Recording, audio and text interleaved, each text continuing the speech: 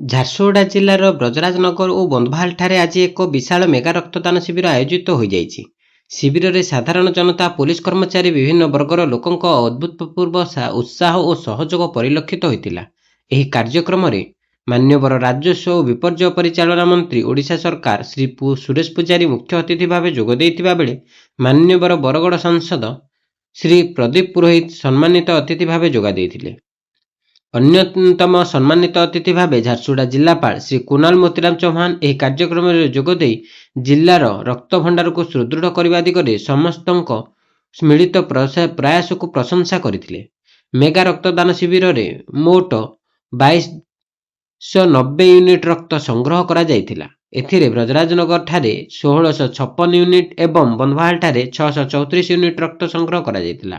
ଏହି ମହତ କାର୍ଯ୍ୟରେ ଝାରସୁଗୁଡ଼ା ଆରକ୍ଷୀ ଅଧୀକ୍ଷକ ଜି.ଆର୍. ରାଘବେନ୍ଦ୍ର ରେଡ୍ଡି, ବ୍ରଜରାଜନଗର ଏସ୍ଡିପିଓ, ବ୍ରଜରାଜନଗର ଥାନା ଆଇଆଇସି, ବେଲପାହାଡ଼ ଥାନା ଆଇଆଇସି, ବନହରପାଲି ଥାନା ଆଇଆଇସି ଏବଂ ଓରିଏଣ୍ଟ ଥାନା ଆଇଆଇସି ନିଜେ ରକ୍ତଦାନ କରି ଉଦାହରଣ ସୃଷ୍ଟି କରିଥିଲେ।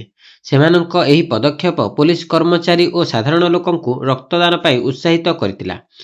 ଏହି ମେଗା ରକ୍ତଦାନ ଶିବିର ସାମାଜିକ ଦାୟିତ୍ୱବୋଧ, ସାମୂହିକ ଅଂଶଗ୍ରହଣ ଓ ମାନବ ସେବାର ଏକ ଉତ୍କୃଷ୍ଟ ଉଦାହରଣ ପାଲଟିଛି।